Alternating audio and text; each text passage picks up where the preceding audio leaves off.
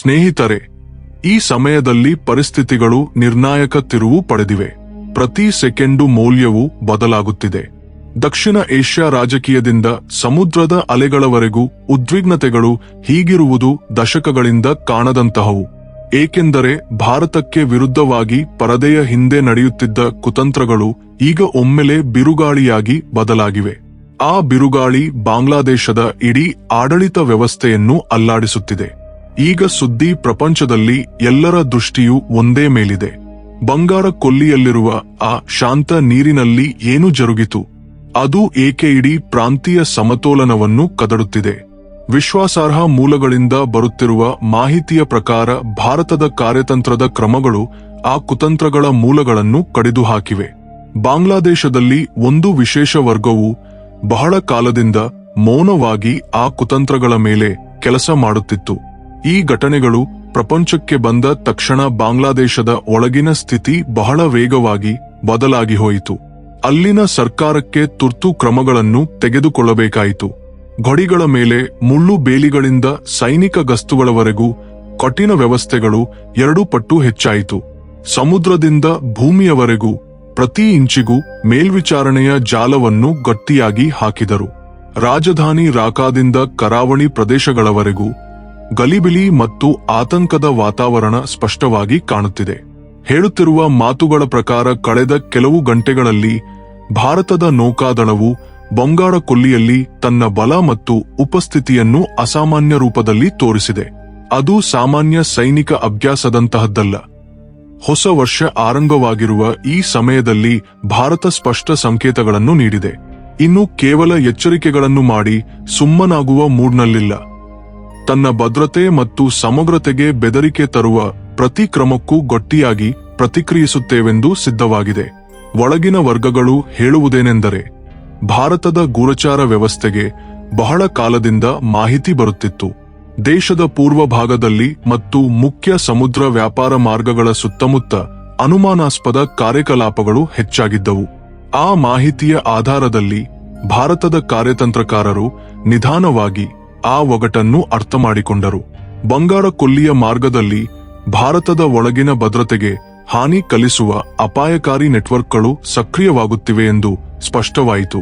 ಅಲ್ಲಿಯೇ ದೆಹಲಿಯಲ್ಲಿ ಗದ್ದಲ ಆರಂಭವಾಯಿತು. ಭಾರತದ ನೌಕಾದಳ ಯುದ್ಧನೌಕೆಗಳನ್ನು ಅತ್ಯಧಿಕ ಅಲರ್ಟ್ನಲ್ಲಿ ಇರಿಸಿದರು. ಸಮುದ್ರ ಮೇಲ್ವಿಚಾರಣೆಯನ್ನು ಬಹಳ ವ್ಯಾಪಕವಾಗಿ ಮಾಡಿದರು. ಅಲ್ಲಿ ಪಕ್ಷಿಯು ರೆಕ್ಕೆ ಬೀಸಲಾರದಷ್ಟು ಗಟ್ಟಿಯಾಗಿದೆ. ಸುದ್ದಿಗಳಲ್ಲಿ ಆಳವಾಗಿ ಹೋದರೆ ತಿರಿಯುತ್ತದೆ. ಬಾಂಗ್ಲಾದೇಶ ಮೊದಲಲ್ಲಿ ತೋರಿಸಿದ ಆತ್ಮವಿಶ್ವಾಸದ ಹಿಂದೆ ಒಂದು ಆಳವಾದ ನಂಬಿಕೆಯಿದೆ. ಸಮುದ್ರದ ಆ ಭಾಗದಲ್ಲಿ ತಮ್ಮ ಸ್ಥಿತಿ ಬಹಳ ಬಲವಾದದ್ದು ಎಂದು, ಹೊರಗಿನ ಶಕ್ತಿಗಳ ಹಸ್ತಕ್ಷೇಪ ಬಹಳ ಕಡಿಮೆ ಇರುತ್ತದೆ ಎಂದು. ಆದರೆ ಭಾರತ ತನ್ನ ರಕ್ಷಣಾ ಭಂಗಿಮೆಯನ್ನು ಆಕ್ರಮಣಾತ್ಮಕ ಅಪ್ರಮತ್ತತೆಯಾಗಿ ಬದಲಿಸಿದ ತಕ್ಷಣ ಆ ಆತ್ಮವಿಶ್ವಾಸ ನಿಧಾನವಾಗಿ ಭಾರೀ ಒತ್ತಡವಾಗಿ ಬದಲಾಗಿ ಹೋಯಿತು. ವರ್ಗಗಳು ಹೇಳುವುದೇನೆಂದರೆ, ಬಂಗಾಳ ಕೊಲ್ಲಿಯಲ್ಲಿ ಕೆಲವು ಕಾರ್ಯತಂತ್ರದ ಕೇಂದ್ರಗಳನ್ನು ಗುರುತಿಸಿದರು. ಅಲ್ಲಿ ಭಾರತದ ಹಿತಾಸಕ್ತಿಗಳಿಗೆ ವಿರುದ್ಧವಾಗಿ ದೊಡ್ಡ ಕುತಂತ್ರವನ್ನು ಅನುಷ್ಠಾನಗೊಳಿಸಲು ಪೂರ್ಣ ಸಿದ್ಧತೆಗಳು ನಡೆದಿದ್ದವು. ಆ ಗುರಿಗಳ ಮೇಲೆ ಭಾರತದ ಸೈನ್ಯ ದೃಷ್ಟಿ ಕೇಂದ್ರೀಕರಿಸಿತು. ಈ ಘಟನೆಗಳ ನಡುವೆ ಒಂದು ಆಶ್ಚರ್ಯಕರ ವಿಷಯ ಬಯಲಾಯಿತು. ಬಾಂಗ್ಲಾದೇಶದ ಅಗ್ರ ನಾಯಕತ್ವವು ಈ ಹದಗೆಟ್ಟ ಪರಿಸ್ಥಿತಿಯನ್ನು ನಿಯಂತ್ರಿಸಲು ಅಂತಾರಾಷ್ಟ್ರೀಯ ಶಕ್ತಿಗಳೊಂದಿಗೆ ಸಂಪರ್ಕಗಳನ್ನು ಆರಂಭಿಸಿತು. ವಾಷಿಂಗ್ಟನ್ವರೆಗೂ ಕೋನ್ಗಳು ಮೊಳಗಿದವು. ಒಂದೇ ಸಂದೇಶವಿತ್ತು: ಪರಿಸ್ಥಿತಿ ಈಗ ತಮ್ಮ ನಿಯಂತ್ರಣದಲ್ಲಿ ಇಲ್ಲ. ವರ್ಗಗಳು ಮತ್ತೊಂದು ದೊಡ್ಡ ಆರೋಪಣೆ ಮಾಡುತ್ತಿವೆ. ಭಾರತದ ನೌಕಾದಳವು ಸಮುದ್ರ ಗಡಿಗಳ ಮೇಲೆ ಸ್ಥಾನಗಳನ್ನು ಬಲಪಡಿಸುತ್ತಿರುವ ಸಮಯದಲ್ಲಿ ಕೆಲವು ವಿದೇಶಿ ನೌಕೆಗಳ ಆಗಮನ ಹೋಗುವಿಕೆಯ ಮೇಲೆ ದೊಡ್ಡ ಅನುಮಾನಗಳು ಹುಟ್ಟಿದವು. ಮೊದಲಲ್ಲಿ ಅವುಗಳನ್ನು ಸಾಮಾನ್ಯ ವ್ಯಾಪಾರ ಕಾರ್ಯಕಲಾಪಗಳೆಂದು ತೋರಿಸುವ ಪ್ರಯತ್ನ ಮಾಡಿದರು. ಆದರೆ ಭಾರತದ ಗೂಢಚಾರ ಸಂಸ್ಥೆಗಳು ಆ ಕಥೆಯ ಮತ್ತೊಂದು ಭಯಾನಕ ಮುಖವನ್ನು ಬಯಲು ಮಾಡಿದವು. ಆ ನೌಕೆಗಳಲ್ಲಿ ಅನುಮಾನಾಸ್ಪದ ಸಾಮಗ್ರಿಯನ್ನು ಅಡಗಿಸಿ ತೆಗೆದುಕೊಂಡು ಹೋಗುತ್ತಿದ್ದರು. ಅದು ಭಾರತದ ಸಾರ್ವಭೌಮತ್ವಕ್ಕೆ ವಿರುದ್ಧವಾಗಿ ದೊಡ್ಡ ಷಡ್ಯಂತ್ರದಲ್ಲಿ ಬಳಸುವಂತಹದ್ದು. ಆ ಮಾಹಿತಿ ಬಂದ ತಕ್ಷಣ ಭಾರತದ ಭದ್ರತಾ ವ್ಯವಸ್ಥೆಯು ಇಡೀ ಸಮುದ್ರ ಮಾರ್ಗದ ಅಧಿಕಾರವನ್ನು ತನ್ನ ಕೈಯಲ್ಲಿ ತೆಗೆದುಕೊಂಡಿತು. ಅಲ್ಲಿಂದ ಘಟನೆಗಳು ಬಹಳ ವೇಗವಾಗಿ ಜರುಗಿದವು. ಇಡೀ ಪ್ರಪಂಚವೂ ನೋಡುತ್ತಲೇ ಉಳಿದು ಹೋಯಿತು. ಬಾಂಗ್ಲಾದೇಶದ ಕಡೆಯಿಂದ ತೀವ್ರವಾದ ಮತ್ತು ಕೋಪದೊಂದಿಗೆ ಕೂಡಿದ ಪ್ರತಿಕ್ರಿಯೆ ಬಂತು. ತಮ್ಮ ಸಮುದ್ರ ಗಡಿಗಳಲ್ಲಿ ಯಾವ ಹೊರಗಿನ ಉಪಸ್ಥಿತಿಯನ್ನೂ ಸಹಿಸುವುದಿಲ್ಲ ಎಂದು ಆರೋಪಣೆಗಳು ಮಾಡಿದರು. ಆದರೆ ಭಾರತ ಕಲ್ಲಂತೆ ಗಟ್ಟಿಯಾಗಿ ನಿಂತುಕೊಂಡಿತು. ಸಂದೇಶ ಸ್ಪಷ್ಟವಾಗಿತ್ತು: ರಾಷ್ಟ್ರೀಯ ಭದ್ರತೆ ವಿಷಯದಲ್ಲಿ ಯಾವ ಕಾಂಪ್ರಮೈಸ್ ಇಲ್ಲ. ಈ ಘರ್ಷಣೆ ಇನ್ನೂ ಅಪಾಯಕಾರಿಯಾಗಿ ಬದಲಾಗಿತು. ಬಾಂಗ್ಲಾದೇಶ ಕೆಲವು ಆಯ್ದ ನೌಕಾದಳ ಘಟಕಗಳನ್ನು ಸಕ್ರಿಯಗೊಳಿಸಿದೆ ಎಂದು ಸುದ್ದಿ ಹಬ್ಬಿತು. ಸಮುದ್ರದ ಅಲೆಗಳ ಮೇಲೆ ಯುದ್ಧದಂತಹ ಉದ್ವಿಗ್ನತೆ ಉಂಟಾಯಿತು. ಒಳಗಿನ ವರದಿಗಳು ಹೇಳುವುದೇನೆಂದರೆ, ಇದೇ ಆ ಐತಿಹಾಸಿಕ ಕ್ಷಣ. ಆರ್ಟ್ ಸಂಪೂರ್ಣವಾಗಿ ಬದಲಾಗಿ ಹೋಯಿತು. ಭಾರತ ಹೀಗಿರುವ ಪ್ರತಿ ಸಾಧ್ಯತೆಯನ್ನು ಮೊದಲೇ ಅಂದಾಜಿಸಿತ್ತು. ಪ್ರತಿಕ್ರಿಯೆಗಳು ವೇಗವಂತ ಮತ್ತು ನಿರ್ಣಾಯಕವಾಗಿದ್ದವು.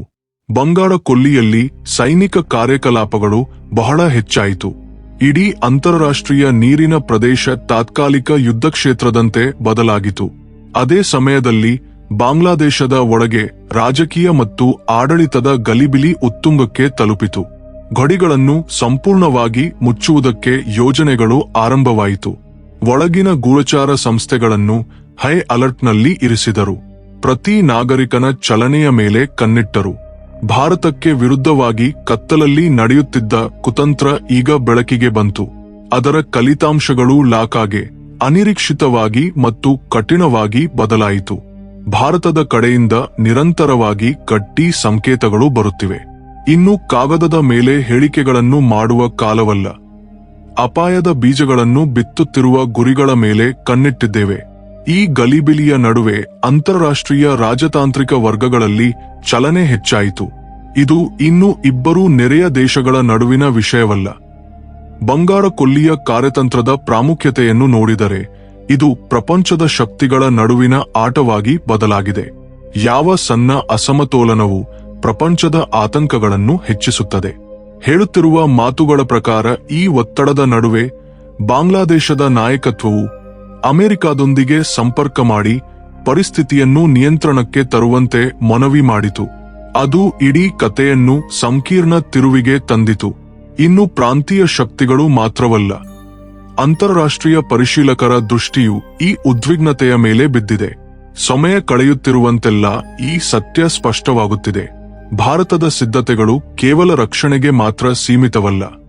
ಚದುರಂಗದ ಆಟದಲ್ಲಿ ಚಾಲ್ಗಳನ್ನು ಮೊದಲೇ ಗಮನಿಸಿತು. ಬಂಗಾಳ ಕೊಲ್ಲಿಯಲ್ಲಿ ನಡೆಯುತ್ತಿರುವ ಈ ಆಟದಲ್ಲಿ ಉದ್ವಿಗ್ನತೆ ಪ್ರತಿ ನಿಮಿಷಕ್ಕೂ ಹೆಚ್ಚುತ್ತಿದೆ. ಈಗ ಪ್ರಪಂಚವು ಒಂದು ಸವಾಲನ್ನು ಹುಡುಕುತ್ತಿದೆ. ಬರುವ ಕಾಲದಲ್ಲಿ ಈ ಬೆಂಕಿ ಯಾವ ದಿಕ್ಕಿನತ್ತ ಹೋಗುತ್ತದೆ? ಪ್ರತಿ ಹೊಸ ಮಾಹಿತಿಯು ಮೊದಲಿನದಕ್ಕಿಂತ ಸಂಚಲನಕಾರಿ ಮತ್ತು ಭಯ ಹುಟ್ಟಿಸುವಂತಿದೆ. ಪರಿಸ್ಥಿತಿ ಕೇವಲ ಸಮುದ್ರ ಗಸ್ತು ಅಥವಾ ಸೀಮಿತ ಸೈನಿಕ ಒತ್ತಡವಲ್ಲ ಎಂದು ಸ್ಪಷ್ಟವಾಯಿತು. ಬಾಂಗ್ಲಾದೇಶದ ಒಳಗಿನ ಆತಂಕ ಈಗ ರಸ್ತೆಗಳಿಗೆ ಹರಡಿದೆ. ರಾಜಧಾನಿ ರಾಕಾದ ಅಧಿಕಾರದ ಕಾರಿಡಾರ್ಗಳಿಂದ ಕರಾವಳಿ ಬಂದರುಗಳವರೆಗೂ ಸಭೆಗಳು ನಿರಂತರವಾಗಿ ನಡೆಯುತ್ತಿವೆ. ಭದ್ರತಾ ಸಂಸ್ಥೆಗಳಿಗೆ ಅರ್ಧರಾತ್ರಿ ಹೊಸ ಆದೇಶಗಳು ಹೊರಬರುತ್ತಿವೆ. ಸಾಮಾನ್ಯವಾಗಿ ಶಾಂತಿ ಇರುವ ಪ್ರದೇಶಗಳಲ್ಲಿ ಬುಲೆಟ್ ಪ್ರೂಫ್ ವಾಹನಗಳ ಶಬ್ದಗಳು ಕೇಳುತ್ತಿವೆ. ವರ್ಗಗಳು ಹೇಳುವುದೇನೆಂದರೆ, ಭಾರತ ಅಪ್ರಮತ್ತವಾಗಿರುವ ಗುರಿಗಳು ಈಗ ಭಾರತದ ಮಿಸೈಲ್ಗಳು ಮತ್ತು ರೇಡಾರ್ಗಳ ಜಾಲದಲ್ಲಿ ಸಿಕ್ಕಿಕೊಂಡಿವೆ. ಅದಕ್ಕಾಗಿಯೇ ಬಂಗಾಳ ಕೊಲ್ಲಿಯಲ್ಲಿ ಭಾರತದ ನೌಕಾದಳ ಸಕ್ರಿಯತೆ ಕೇವಲ ಗಸ್ತಿಗೆ ಸೀಮಿತವಲ್ಲ, ಅದು ಕಾರ್ಯತಂತ್ರದ ನಿಯಂತ್ರಣದತ್ತ ವೇಗವಾಗಿ ಹೆಜ್ಜೆಯಿಡುತ್ತಿದೆ. ಈ ಘಟನೆಗಳಲ್ಲಿ ಬಾಂಗ್ಲಾದೇಶಕ್ಕೆ ದೊಡ್ಡ ಹೊಡೆತ ಬಿದ್ದಿದೆ. ತಮ್ಮ ಭದ್ರತಾ ಗೋಡೆಯೆಂದು ಭಾವಿಸಿದ ಸಮುದ್ರ ದ್ವೀಪಗಳು ಮತ್ತು ಬಂದರುಗಳು ಈಗ ದೊಡ್ಡ ದೌರ್ಬಲ್ಯವಾಗಿ ಬದಲಾಗಿವೆ. ಭಾರತದ ಸೈನ್ಯ ಯಾವ ಗಲಾಟೆಯೂ ಇಲ್ಲದೆ ತನ್ನ ಕಾರ್ಯಾಚರಣೆಯ ವ್ಯಾಪ್ತಿಯನ್ನು ವಿಸ್ತರಿಸಿತು. ವಿರೋಧಿ ಶಿಬಿರಕ್ಕೆ ಚೇತರಿಸಿಕೊಳ್ಳುವ ಅವಕಾಶವಿಲ್ಲದಂತೆ ಮಾಡಿತು. ಅಲ್ಲಿಂದ ಸಂಕಷ್ಟ ಆರಂಭವಾಯಿತು. ಬಾಂಗ್ಲಾದೇಶದ ರಕ್ಷಣಾ ತಜ್ಞರು ಇದನ್ನು ತಮ್ಮ ಚರಿತ್ರೆಯಲ್ಲಿ ಅತಿದೊಡ್ಡ ಕಾರ್ಯತಂತ್ರದ ಸಂಕಷ್ಟವೆಂದು ನೋಡುತ್ತಿದ್ದಾರೆ. ಸಮುದ್ರ ಮಾರ್ಗದಲ್ಲಿ ಸರಬರಾಜು ಸರಪಳಿಯ ಮೇಲೆ ತಮ್ಮ ಕಾರ್ಯತಂತ್ರವು ಅವಲಂಬಿತವಾಗಿತ್ತು. ಅದು ಒಮ್ಮೆಲೆ ನಿಂತು ಹೋಯಿತು. ಅನುಮಾನಾಸ್ಪದ ನೌಕೆಗಳನ್ನು ಮಧ್ಯದಲ್ಲೇ ಹಿಂದಕ್ಕೆ ಕಳುಹಿಸಿದರು ಅಥವಾ ಭಾರತದ ಮೇಲ್ವಿಚಾರಣೆಯಲ್ಲಿ ಪ್ರಶ್ನೆಗಳನ್ನು ಎದುರಿಸಬೇಕಾಯಿತು. ಬಾಂಗ್ಲಾದೇಶದ ಒಳಗೆ ರಾಜಕೀಯ ಸ್ಥಿರತ್ವವು ಗಾಜಿನಂತೆ ಒಡೆದು ಹೋಗುತ್ತಿದೆ. ಸರ್ಕಾರಿ ವರ್ಗಗಳ ನಡುವೆ ಒಬ್ಬರ ಮೇಲೊಬ್ಬರು ಆರೋಪಣೆಗಳು ಆರಂಭವಾಯಿತು. ಪ್ರಧಾನಮಂತ್ರಿಯ ಕಚೇರಿಯ ಮೇಲೆ ಒತ್ತಡ ಹೆಚ್ಚಾಯಿತು. ಈ ಸಂಕಷ್ಟಕ್ಕೆ ಗೌರವಪ್ರದ ಪರಿಹಾರವನ್ನು ತರುವುದು ಅಗತ್ಯ. ಆಶ್ಚರ್ಯಕರ ಬಯಲುಗಳು ಒಂದರ ಹಿಂದೊಂದು ಬರುತ್ತಿವೆ. ಪರಿಸ್ಥಿತಿ ಕೈಯಿಂದ ಜಾರಿ ಹೋಯಿತು. ಅಂತಾರಾಷ್ಟ್ರೀಯವಾಗಿ ಅಮೆರಿಕ ಮತ್ತು ಇತರ ದೇಶಗಳ ಪಾತ್ರ ನಿರ್ಣಾಯಕವಾಗಿ ಬದಲಾಗುತ್ತಿದೆ. ಬಾಂಗ್ಲಾದೇಶ ವಾಷಿಂಗ್ಟನ್ಗೆ ಸಂದೇಶ ಕಳುಹಿಸಿತು. ಮಧ್ಯಸ್ಥಿಕೆ ಇಲ್ಲದಿದ್ದರೆ ನಿಯಂತ್ರಣ ಅಸಾಧ್ಯವಾಗುತ್ತದೆ. ಭಾರತ ತನ್ನ ಉದ್ದೇಶವನ್ನು ಸ್ಪಷ್ಟಪಡಿಸಿತು. ಗಡಿಗಳು ಮತ್ತು ಸಮುದ್ರ ಹಿತಾಸಕ್ತಿಗಳ ರಕ್ಷಣೆಗೆ ಎಷ್ಟು ಮಟ್ಟಕ್ಕಾದರೂ ಹೋಗುತ್ತೇವೆ. ಬಂಗಾಳ ಕೊಲ್ಲಿಯಲ್ಲಿ ಭಾರತದ ಉಪಸ್ಥಿತಿ ಬಲಪ್ರದರ್ಶನವಲ್ಲ, ದಕ್ಷಿಣ ಏಷ್ಯಾ ಶಕ್ತಿ ಸಮತೋಲನ ಬದಲಾಗಿದೆ ಎಂಬ ಸಂದೇಶ. ಈ ಘಟನೆ ಬಾಂಗ್ಲಾದೇಶದ ನೌಕಾದಳ ದೌರ್ಬಲ್ಯಗಳನ್ನು ಬಯಲು ಮಾಡಿ ಅನೇಕ ಕಾರ್ಯಕಲಾಪಗಳನ್ನು ಸೀಮಿತಗೊಳಿಸಿ ಹಿಂದಕ್ಕೆ ಸರಿಯಬೇಕಾಯಿತು. ಅಲ್ಲಿನ ಬುದ್ಧಿಜೀವಿಗಳು ಸವಾಲು ಹಾಕುತ್ತಿದ್ದಾರೆ. ವಿದೇಶಿ ಶಕ್ತಿಗಳ ಮಾತಿಗೆ ಬಿದ್ದು ಕಾರ್ಯತಂತ್ರಗಳನ್ನು ಆಕ್ರಮಣಾತ್ಮಕವಾಗಿ ಬದಲಿಸುವುದು ದೇಶಕ್ಕೆ ಆತ್ಮಹತ್ಯೆಯಂತಿದೆಯೇ ಎಂದು ಅಸಮಾಧಾನ ಸಾಮಾನ್ಯ ಜನರ ನಡುವೆ ಹರಡುತ್ತಿದೆ. ಸೋಷಲ್ ಮೀಡಿಯಾದಿಂದ ಟೀ ಅಂಗಡಿಗಳವರೆಗೂ ನೀತಿಗಳ ಮೇಲೆ ಸವಾಲುಗಳು ಬರುತ್ತಿವೆ. ಈ ಹಿನ್ನೆಲೆಯಲ್ಲಿ ದೊಡ್ಡ ರಾಜಕೀಯ ಮುಖಗಳು ನಾಯಕತ್ವ ಬದಲಾವಣೆಯ ಅವಕಾಶಗಳನ್ನು ಹುಡುಕುತ್ತಿವೆ. ಅಧಿಕಾರದ ಸಮೀಕರಣಗಳು ಬದಲಾಗುವ ಸಾಧ್ಯತೆಗಳು ಕಾಣುತ್ತಿವೆ. ನಿನ್ನೆಯವರೆಗೂ ಅಜೇಯರೆಂದು ಭಾವಿಸಿದ ನಾಯಕತ್ವ ಈಗ ಕತ್ತಲಲ್ಲಿ ಇದೆ. ಈ ಘಟನೆ ಭಾರತದ ಇಮೇಜ್ ಅನ್ನು ಜವಾಬ್ದಾರಿಯುತ ಮತ್ತು ಕಠಿಣ ಶಕ್ತಿಯಾಗಿ ಸ್ಥಿರಪಡಿಸಿತು. ಭಾರತ ಯುದ್ಧವಿಲ್ಲದೆ ಕಾರ್ಯತಂತ್ರಗಳೊಂದಿಗೆ ಸಂಕಷ್ಟದ ದಿಕ್ಕನ್ನು ಬದಲಿಸಿತು. ಪ್ರಪಂಚದ ಕಾರ್ಯತಂತ್ರದ ತಜ್ಞರು ಬಂಗಾಳ ಕೊಲ್ಲಿಯ ಬದಲಾವಣೆಯನ್ನು ಅಧ್ಯಯನ ಮಾಡುತ್ತಿದ್ದಾರೆ. ಚೈನಾ ಮತ್ತು ಪಾಕಿಸ್ತಾನದ ಪಾತ್ರದ ಮೇಲೆ ಅನುಮಾನಗಳಿವೆ. ಈ ಆಟದ ಹಿಂದೆ ಅವರ ಬೆಂಬಲವಿದೆ ಎಂದು ಭಾವಿಸುತ್ತಿದ್ದಾರೆ. ಅಧಿಕೃತವಾಗಿ ಯಾರೂ ಮಾತನಾಡುತ್ತಿಲ್ಲ. ಭಾರತದ ಅಕ್ರಮತ್ತತೆ ಪ್ರತಿ ಶತ್ರುವಿನ ನಾಡಿಯನ್ನು ಗುರುತಿಸಿತು. ಈ ನಿಲುವು ದೇಶದ ಜನರಿಗೆ ಹೊಸ ಬಲ ನೀಡುತ್ತಿದೆ. ಬರುವ ಸಮಯದಲ್ಲಿ ರಾಜತಾಂತ್ರಿಕ ಮೇಜಿನ ಮೇಲೆ ನಿರ್ಧಾರಗಳು ಆಸಕ್ತಿಕರವಾಗಿರುತ್ತವೆ. ಬಾಂಗ್ಲಾದೇಶ ಎರಡೂ ಕಡೆಯಿಂದ ಹೊಡೆತ ತಿನ್ನುತ್ತಿದೆ. ಒಂದು ಕಡೆ ಅಂತಾರಾಷ್ಟ್ರೀಯ ಒತ್ತಡ, ಮತ್ತೊಂದು ಕಡೆ ಒಳಗಿನ ದಂಗೆ. ಭಾರತ ಚರ್ಚೆಗೆ ಸಿದ್ಧ, ಆದರೆ ಸಾರ್ವಭೌಮತ್ವ ಮತ್ತು ಭದ್ರತೆಯಲ್ಲಿ ರಾಜಿ ಇಲ್ಲ. ಈ ಘಟನೆಯಲ್ಲಿ ದೊಡ್ಡ ಲಾಭವೇನೆಂದರೆ ವರ್ಷಗಳಿಂದ ಕತ್ತಲಲ್ಲಿ ನೇಯ್ದ ಕುತಂತ್ರಗಳು ಬೆಳಕಿಗೆ ಬಂದವು. ಬಂಗಾಳ ಕೊಲ್ಲಿ ಶಕ್ತಿ ಪ್ರದರ್ಶನದ ಅಖಾಡವಾಗಿ ಬದಲಾಗಿದೆ. ಅದರ ಧ್ವನಿ ಶತಮಾನಗಳವರೆಗೂ ಕೇಳುತ್ತದೆ. ಈ ವರ್ಷ ಮುಂದುವರಿಯುತ್ತಿರುವಂತೆಲ್ಲ ಹೊಸ ಪದರಗಳು ಭಯಾನಕ ಸತ್ಯಗಳನ್ನು ಬಯಲು ಮಾಡುತ್ತವೆ. ಪ್ರಪಂಚದ ಉಸಿರುಗಳು ಒಂದು ಸವಾಲಿನ ಮೇಲೆ ನಿಂತು ಹೋಗಿವೆ. ಮುಂದಿನ ಹೆಜ್ಜೆ ಯಾರದು? ಅದು ಶಾಂತಿಯತ್ತ ತೆಗೆದುಕೊಂಡು ಹೋಗುತ್ತದೆಯೇ ಅಥವಾ ವಿನಾಶಕಾರಿ ಘರ್ಷಣೆಯತ್ತ ತಳ್ಳುತ್ತದೆಯೇ? ಈ ಅಪಾಯಕಾರಿ ಘಟನೆಗಳ ನಡುವೆ ತಾಜಾ ಸುದ್ದಿ ಬಾಂಗ್ಲಾದೇಶದ ಸೈನಿಕ ಬೇಸ್ಗಳಿಗೆ ಸಂಬಂಧಿಸಿದ್ದು ಗೂಢಚಾರ ವರ್ಗಗಳು ದೃಢಪಡಿಸುತ್ತಿವೆ. ಢಾಕಾದ ಕೆಲವು ಸೈನಿಕ ವಿಭಾಗಗಳಲ್ಲಿ ಭಾರತಕ್ಕೆ ವಿರುದ್ಧದ ಕಾರ್ಯತಂತ್ರದ ಮೇಲೆ ದಂಗೆ ಉಂಟಾಗಿದೆ. ಅಗ್ರ ಕಮಾಂಡರ್ಗಳ ನಡುವೆ ಭೇದ ಬಂತು. ಯಾರ ಆದೇಶಗಳೊಂದಿಗೆ ದೇಶವನ್ನು ಗೆಲ್ಲದ ಯುದ್ಧದ ಬಾಗಿಲಿಗೆ ತಂದರು ಎಂದು. ಈ ಗಲಿಬಿಲಿಯ ನಡುವೆ ಭಾರತದ ರಕ್ಷಣಾ ಸಚಿವಾಲಯದಿಂದ ಸಂಕ್ಷಿಪ್ತ ಮತ್ತು ಗಂಭೀರ ಹೇಳಿಕೆ ಬಂತು. ಸಮುದ್ರದಲ್ಲಿ ಅನುಮಾನಾಸ್ಪದ ನೌಕೆಗಳಿಂದ ವಶಪಡಿಸಿಕೊಂಡ ಸಾಮಗ್ರಿ ಸಾಮಾನ್ಯ ರಕ್ಷಣಾ ಒಪ್ಪಂದವಲ್ಲ. ಅದು ದೊಡ್ಡ ದಂಗೆ ಮತ್ತು ಉಗ್ರ ನೆಟ್ವರ್ಕ್ಗಳಿಗೆ ಸಹಾಯ ಮಾಡುವ ಕುತಂತ್ರ. ಈ ಬಯಲು ಬಾಂಗ್ಲಾದೇಶದ ಮಾನಕ್ಕೆ ಹೊಡೆತ ನೀಡಿತು. ಮಿತ್ರ ದೇಶಗಳು ದೂರ ಹೇಳುತ್ತಿವೆ. ಪರಿಸ್ಥಿತಿಗಳು ಹಿಂದಕ್ಕೆ ತಿರುಗುವುದು ಅಸಾಧ್ಯವಾಗಿ ಬದಲಾಗಿದೆ. ಭಾರತದ ಉಪಗ್ರಹಗಳು ರಹಸ್ಯ ಮಾರ್ಗಗಳನ್ನು ಡಿಕೋಡ್ ಮಾಡಿದವು. ದಾಳಿಗಳನ್ನು ಪ್ರಯತ್ನಿಸುತ್ತಿದ್ದರು ಎಂದು. ಎಲ್ಲಾ ಕಡೆಯಿಂದ ಸುತ್ತುವರಿದ ನಂತರ ಬಾಂಗ್ಲಾದೇಶದ ಅಧಿಕಾರದಲ್ಲಿ ಭಯ ಹೊಕ್ಕುಹೋಯಿತು. ಭಾರತದ ಅನುಮತಿ ಇಲ್ಲದೆ ಚಲಿಸಲಾರದ ಸ್ಥಿತಿ. ಭಾರತದ ನೌಕಾದಳ ವಿಶೇಷ ಕಮಾಂಡೋಗಳನ್ನು ಅನುಮಾನಾಸ್ಪದ ದ್ವೀಪಗಳ ಬಳಿ ಸ್ಥಳಾಂತರಿಸಿದರು. ಅಲ್ಲಿ ಆಯುಧ ನಿಲ್ವಗಳಿವೆ ಎಂದು. ಈ ಘೇರಾವ್ ಗಟ್ಟಿಯಾಗಿ ಬಿಗಿಯುತ್ತಿರುವಂತೆಲ್ಲ ಕುತಂತ್ರಕಾರರ ಮುಸುಕುಗಳು ಜಾರಿ ಹೋಗುತ್ತಿವೆ. ಪ್ರಪಂಚ ಅರ್ಥ ಮಾಡಿಕೊಂಡಿತು. ಭಾರತ ಕೇವಲ ತನ್ನ ರಕ್ಷಣೆಯನ್ನು ಮಾತ್ರ ಮಾಡಲಿಲ್ಲ.